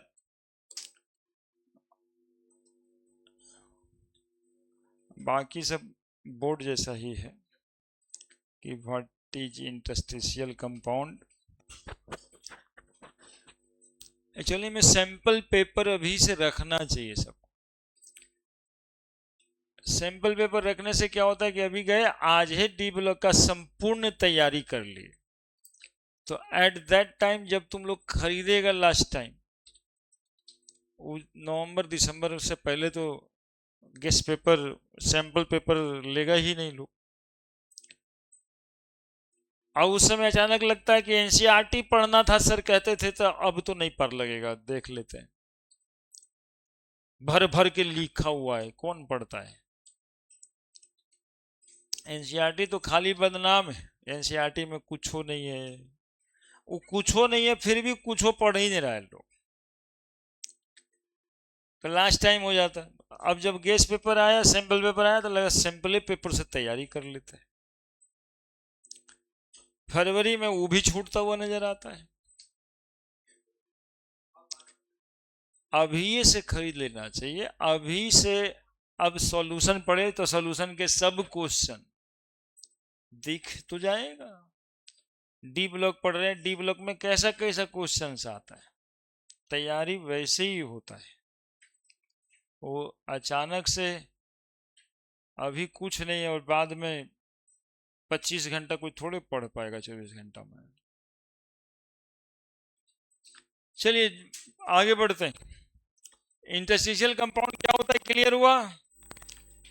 क्रिस्टल सॉलिड मेटल के वॉइड्स में यदि छोटा छोटा एटम ट्रैप्ड हो जाता है तो वैसे कंपाउंड को इंटरस्टिशियल कंपाउंड कहते हैं। ये बहुत हार्ड होता है भाई, इसका high melting point boiling point होता है, इसकी मेटालिक कंडक्टिविटी वैसे ही होती है जैसे प्योर मेटल की, लेकिन ये केमिकली इनर्ट हो जाता है। बात खत्म। बढ़े। Next, D block element generally catalyst का काम करता है। Next properties, d block elements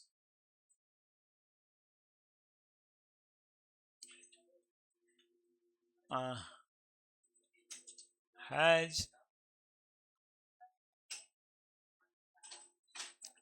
catalytic properties।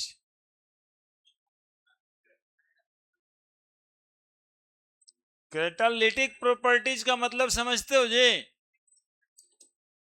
Catalytic properties ये आप लोग सब में पाया जाता होगा। कैटालिटिक प्रॉपर्टीज अभी दो को लड़ता है तो तीसरा को मजा आता है ना, देख के सुन के। जितना ज्यादा मजा आता है उतना ज्यादा कैटालिटिक प्रॉपर्टीज।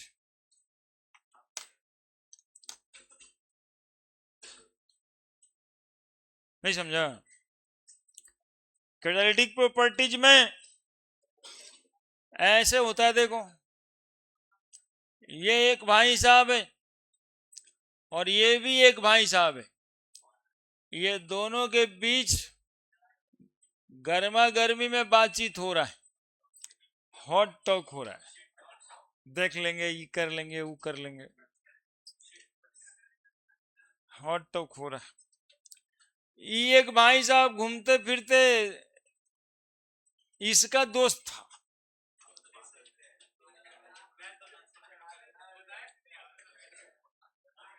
ठीक ना? आज जा करके इसके कान में, दोस्त देखो उसका है, इसके कान में कुछ कह देगा कि अरे वो तो ऐसे बोल रहा था, तुम्हारे लिए तो पता नहीं क्या क्या बोलता है यार, हम तो इतना मजबूर हैं कि सुनना पड़ता है, हम क्या करते। अब देखिए ये यहां से निकल लिया, रिजल्ट में क्या हुआ है कि ये भाई साहब जो है इसको उठा के पटक दिया है ऐसे। तो इसमें जो है कैटालिस्ट बोलेंगे इसको,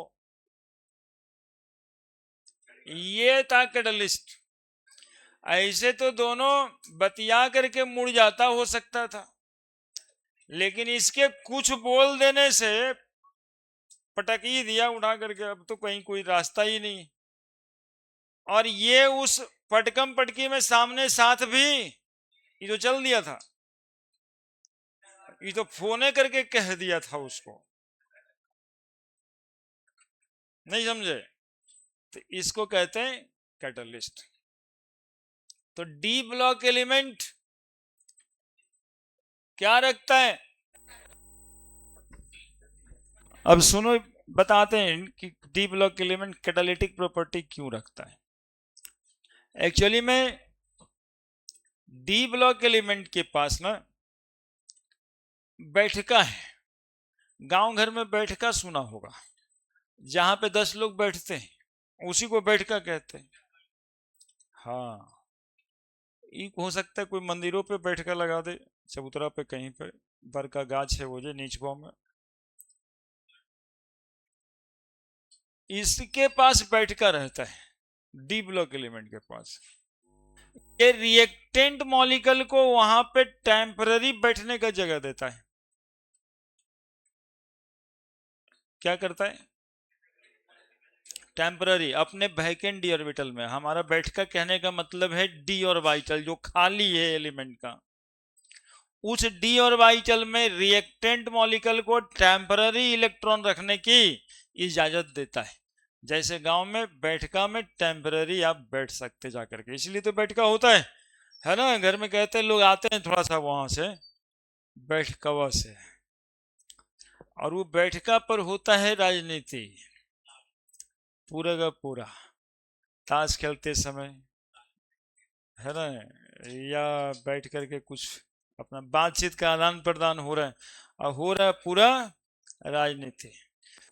D block element reactant molecule को अपने यहाँ बैठने का जगह देता है, और उसी बैठका पे सब कुछ तय हो जाता है, कैटलिस्ट का सरफेस ही, समझ रहे हैं। और उसके बाद जब ये दोनों निकलता है तो अलगे से एक प्रोडक्ट फॉर्म कर करके निकलता है, जैसे वो रिजल्टेंट यही है। तो कहने का ये मतलब है भाई कि ये तो कुछ नहीं दिया, ये तो सिर्फ बैठका दिया, ये लड़ाई में सीधा भाग लिया था। तो catalyst is the atom ion molecule which increase the rate of reaction without directly participating in the reaction। D block का एलिमेंट ही, आप लोग कैटलिस्ट जितना का नाम जानते हो थोड़ा सा याद कीजिए, तो आयरन मिलेगा, निकेल मिलेगा, प्लेटिनम मिलेगा, प्लेटिनम मिलेगा, मिलेगा ये सब। तो ये सब कौन सा ब्लॉक का एलिमेंट है जी? डी ब्लॉक का एलिमेंट। तो डी ब्लॉक एलिमेंट के जो एलिमेंट्स होते हैं वो कैटलिस्ट जैसा काम करता है। क्यों पूछा जाएगा? तो they have vacant d orbital, availability of d orbital के वजह से, है ना। तो जिसके गांव में बैठका रहता है, हर कांड देखिएगा गांव में बैठका की वजह से होता है। अरे और लोग कहते भी सुनेगा, हम तो मना किए थे इनको बैठका पर मत जाइए बैठने के लिए। तो कैटलिस्ट डी ब्लॉक एलिमेंट है कैटालिटिक प्रॉपर्टी रीजन। अच्छा एक आध को एग्जाम्पल दे दें, आप लोग पढ़े थे, एक आप लोग पढ़े होंगे N2 plus 3H2 is equal to 2NH3। क्या लगेगा कैटलिस्ट यहां पे? कौन सा प्रोसेस इसका नाम है? Haber process. अमोनिया फॉर्मेशन 10वां में रहता है। Haber process N2 plus 3H2 iron catalyst है। और एक कांटेक्ट प्रोसेस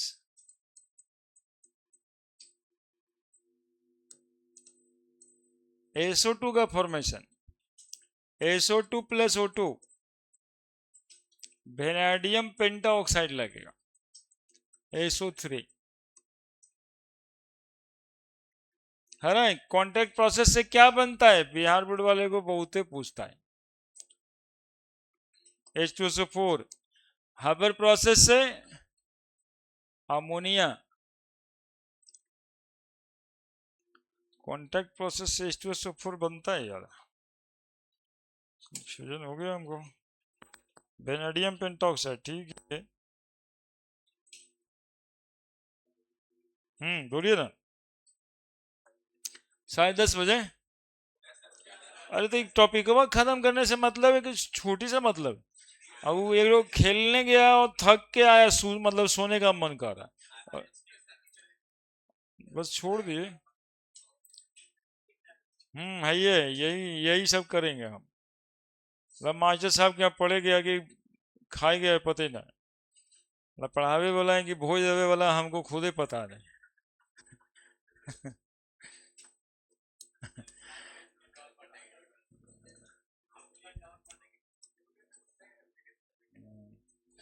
चलिए,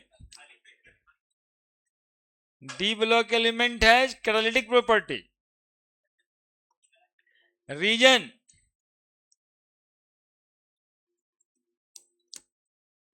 कारण केमिकल काइनेटिक्स चैप्टर है, वहां पर और इसमें डिटेल किया जाएगा कि भाई catalyst increase the rate of reaction by decreasing the activation energy, decreasing the activation energy it increases the rate of reaction. करेंगे वहां पे जो भाई साहब बैठका देते हैं ना, ये बैठका पे बैठने से एक्टिवेशन एनर्जी डिक्रीज हो जाता है ना। ये कैटलिस्ट क्या डिक्रीज, लिख लो एक बार क्या जाता है, डिक्रीज द कौन सा energy? Activation energy. Activation energy के डिक्रीज होने से भी क्यों बढ़ जाता है, पूरा इसका मैथमेटिकल इक्वेशन पढ़ना है कि कौन सा कैटलिस्ट के प्रेजेंस में रेट ऑफ रिएक्शन कितना होगा, कैटलिस्ट के अब्सेंस में रेट ऑफ रिएक्शन कितना होगा, ये सब देखेंगे वहां पे। तो अभी काहे के लिए समय बर्बाद करें, अभी इतना इतना दिमाग में अटना चाहिए। वो बैठका दिया है, उसे हुआ क्या है, एक्टिवेशन एनर्जी में कमी, है ना। गांव घर में भी बैठका में चाय वो दे देते हैं लोग, उसे होता क्या है, जो जिनका बैठका है या जो ज्यादा प्रभावी है उसके तरफ एक वो आदमी हो जाता है, ना वो कहती ना तो ठीक है होती। बस वही एक्टिवेशन एनर्जी थोड़ा दे दिया है ताकि उठा के पटक दे जल्दी।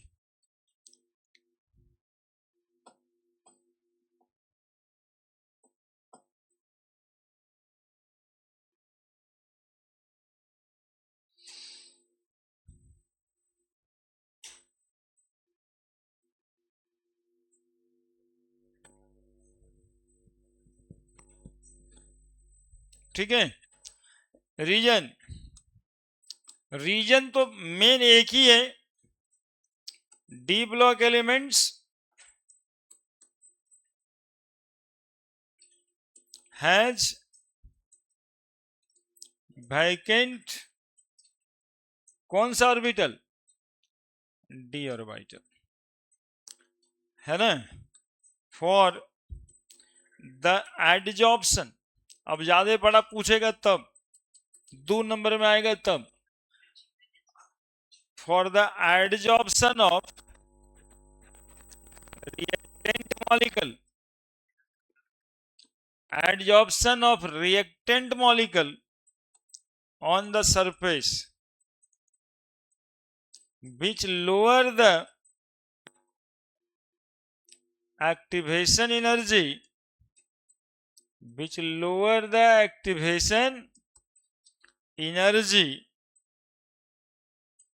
and increases the rate of reaction, increases the rate of reaction. ऊपर कहानी खत्म। अब इसमें आ जाएगा कि why d block element form catalytic property, d block element को कैटालिटिक प्रॉपर्टीज क्यों होता है। बहुत आसान रहता है चीजों को इस तरह से समझना। अब देखिए ना, पापा मम्मी कितना भी डांटते रहेंगे, वो फलना देने नहीं जाना है, उन्हें बैठका है वहां पे गंदा गंदा लोग बैठता है, इस बात को समझें तो फिर आसान हो जाएगा सब समझना चीजों को, कि कैसे कैसे वहां पे खाली बैठने से अंतर पड़ जाएगा। क्या लिख दिए, adsorption of reactant molecule, reactant molecule उसके सरफेस पे एडजॉर्ब हो जाता है, एडजॉर्प्शन से ही सम एनर्जी जो है यहाँ पे रिलीज हो जाता है और एक्टिवेशन एनर्जी घट जाता है ना। और एक्टिवेशन एनर्जी घटने से रेट ऑफ रिएक्शन इंक्रीज कर जाता है। एक मिनट यार, ये फिजिकल प्रॉपर्टी सारा खत्म ही हो गया।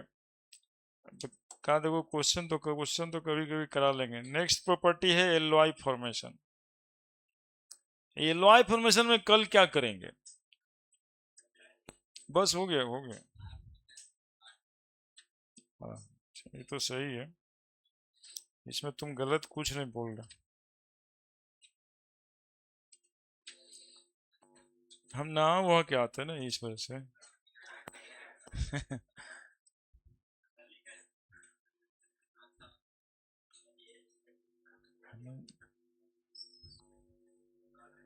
एलवाई फॉर्मेशन खत्म हो गया भाई, उसमें कुछ है ही नहीं, एग्जाम्पल सब तुम लोगों को बता ही दिए।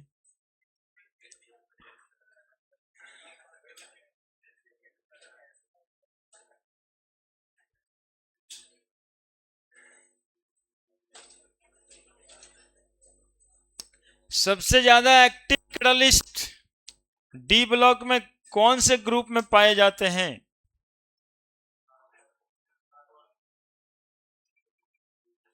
7, 8, 9, group 7, 8, 9 are most active catalyst.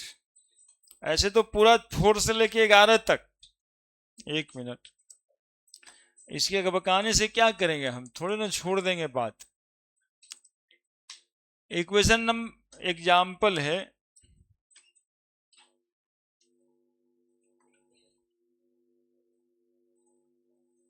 Example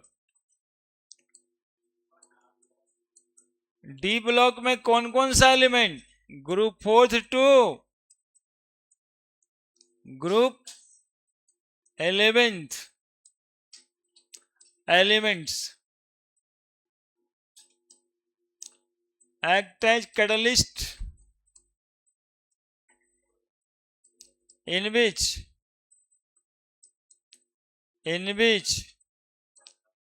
group 7, group 8, group 9 is most active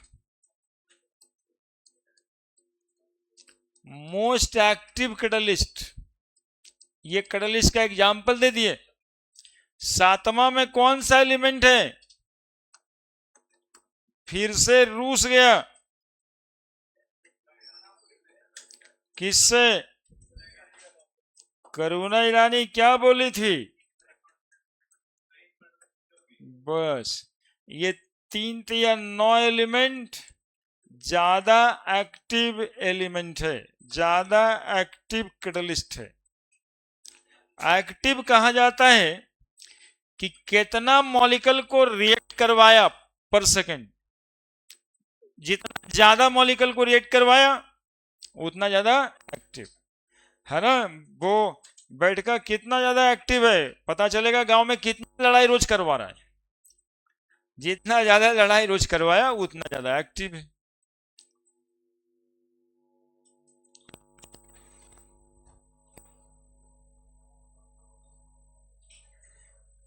और जो बैठकर रहता है ना उसमें लगता है कि आप बैठने जा रहे हैं, एक्चुअली में आपको वहां पे बैठाया जा रहा है, इसकी साजिश हो रही है पहले से। हाँ, और एक वो पहले से वहां पे काउंटर करने वाला आदमी भी है, वो आपको लग रहा है कि वहां पर हम तो बैठने खाली गए थे, गए नहीं थे, वहां ले जाया गया था, सरकमस्टांसेस ऐसा बना था। ये धीरे धीरे प्रोसेस होता है। आज ही लड़ जाना कौन जरूरी है कि तुम 1 महीना बाद है सही। हाँ, चल जल्दी लिखना, देखिए इतना छोटा बात समझने में इतना समय लग जाता है। ये सब कौन सा कैटलिस्ट का एग्जाम्पल है, बोलो जी, मोस्ट एक्टिव कैटलिस्ट, इसका परफॉर्मेंस हाई है। अब कुछ नहीं है, एलवाई फॉर्मेशन, एलवाई में 4 एग्जाम्पल तुम लोगों को पता है, डी ब्लॉक एलिमेंट फॉर्म एलवाई, कुछ बोलना ही नहीं हमको, तुम लोग लेट करता है कि हम लेट करते हैं।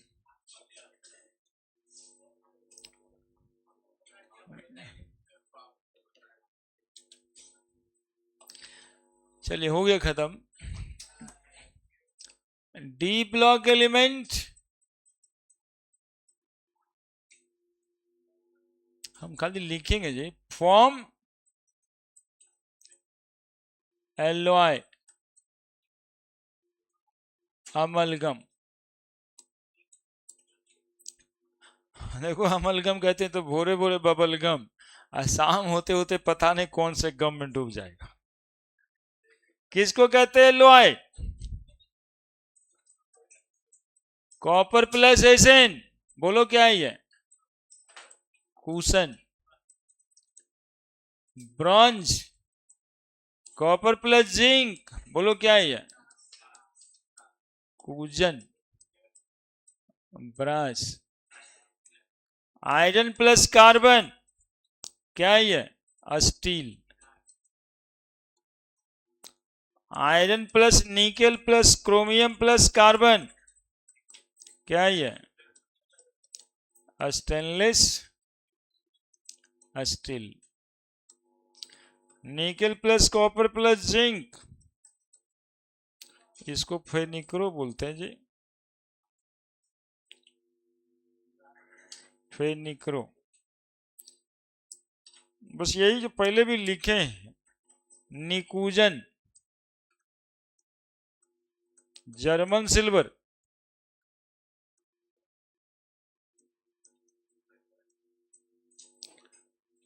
आयरन प्लस निकेल, फेनी, इनबार, है ना। इनबार फेनी याद रखना, निकूजन, और हमारे साथ रहते रहते निकूजन का मतलब तो तुमको क्या लिखना है ये समझ आ ही गया होगा अभी तक। हम निकूजन इसलिए बोलते हैं कि एनआई को निकेल थोड़े ना बोलते हैं, उसको निकूजने बोल देते, निकेल कॉपर जिंक। अमलगम का एग्जाम्पल क्या होता है, सोडियम प्लस Hg, क्या निकल के आएगा, sodium amalgam. Sn plus Hg लिख दें तब क्या लिखेंगे बोलो ना जी, tin amalgam. Zn plus Hg लिख दें तब जिंक अमलगम, ये अमलगम है। एलॉय और अमलगम बनाने का खास कारण डिक्रीज द रिएक्टिविटी, है ना। रीजन क्यों है, क्यों अमलगम एलॉय बनाते हैं, रीजन डिक्रीज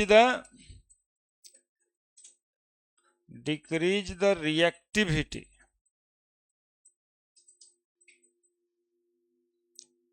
ऑफ मेटल